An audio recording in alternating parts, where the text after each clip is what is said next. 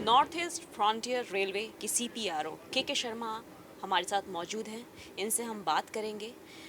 Vande Bharat sleeper train आज शुरू हुई है, इसके संदर्भ में आज इनसे हम जानकारी लेंगे। के शर्मा जी, वंदे भारत स्लीपर ट्रेन, पहली वंदे भारत आज शुरू हुई है, इसको लेके आप क्या संदेश देना चाहेंगे जनता को? ये एक बहुत ही ऐतिहासिक दिन है पूर्वोत्तर भारत के लिए भी, पश्चिम बंगाल के लिए ही और साथ साथ पूरे भारतवर्ष के लिए, क्योंकि देश का पहला वंदे भारत स्लीपर ट्रेन जो कि सभी देशवासियों का बहुत दिनों से इंतज़ार था, और वो ट्रेन आज रवाना हो चुकी है माननीय प्रधानमंत्री जी के कर कमलों से। और असम के माननीय मुख्यमंत्री जी भी यहाँ उपस्थित थे, और ये ट्रेन अभी कामाख्या से निकल चुकी है। और मैं सभी जो यात्री है, जो कि रेल से सफ़र करने वाले यात्री हैं, सभी को मैं स्वागत करना चाहूँगा और कहना चाहूँगा कि ये एक नया प्रकार का एक ट्रेन है जो कि कम समय में और बहुत ही सुविधाजनक रूप से और बहुत ही सुरक्षित रूप से आप गुवाहाटी और कोलकाता के ये दो शहरों के बीच में सफ़र कर पाएंगे।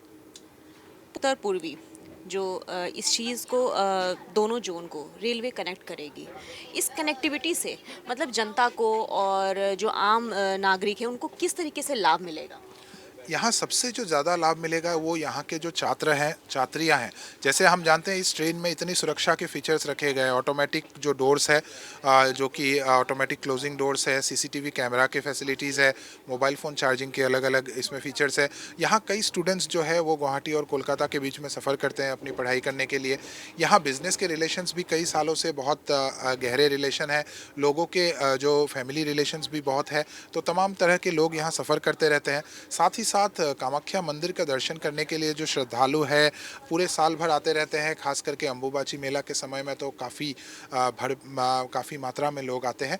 तो सभी के लिए एक बहुत अच्छा सुविधा है, और सबसे बेहतरीन बात इसमें यह है कि एक रात्रिकालीन सेवा है। आप रात को शाम को चढ़ गए ट्रेन में और सुबह सुबह आप पहुंच गए, आपको होटल की भी खर्चा की ज़रूरत नहीं पड़ेगी, और सभी प्रकार से आरामदायक है। और जो जो जो कंफर्ट के रिक्वायरमेंट्स है, चाहे खाने का रिक्वायरमेंट हो या टॉयलेट का डिज़ाइन हो, उनका भी खास ध्यान रखा गया है।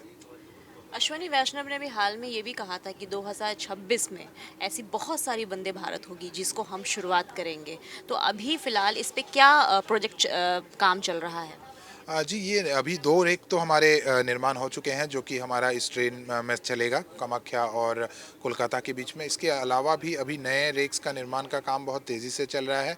इस साल अभी और कई नई स्टेट्स में और कई नई लोकेशंस में ये वंदे भारत स्लीपर ट्रेन अभी शुरू होगी, और इससे हम देश भर के अलग-अलग राज्यों की अलग-अलग प्रकार का जो खाना है, जो स्वाद है, उसका भी आनंद हम ले पाएँगे ट्रेन में बैठे-बैठे। अगर हम सेफ्टी इश्यूज़ के पर्पज़ से देखें इस ट्रेन को, तो सेफ्टी इश्यूज़ किस तरीके से इसमें हर तरीके से सुविधाएँ दी गई हैं सेफ्टी इश्यूज़ को लेके?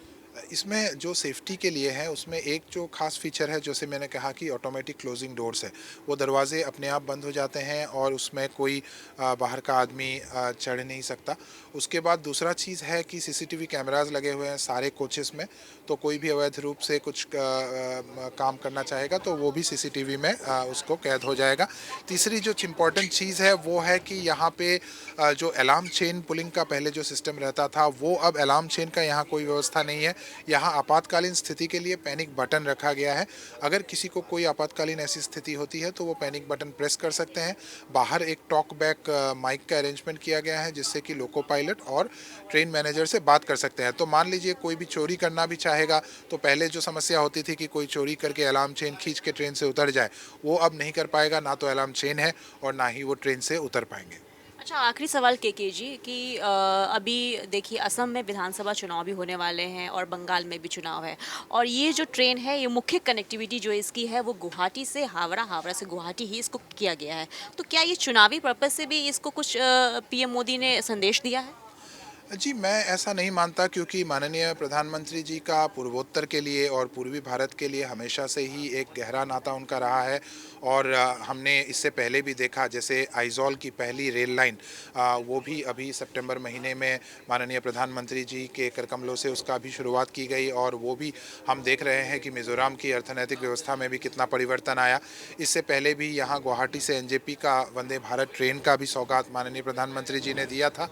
इस साल भी करीब करीब अभी तक कम से कम 20 ऐसे नए ट्रेन सुविधाएं मिली है पूर्वोत्तर राज्यों को और पश्चिम बंगाल को, और अभी तो 2 दिन में ही 13 ट्रेनों का सौगात मिला है। तो मेरे ख्याल से माननीय प्रधानमंत्री जी का इस क्षेत्र के लिए हमेशा से एक खास प्यार रहा है और उसी का ये एक उदाहरण है।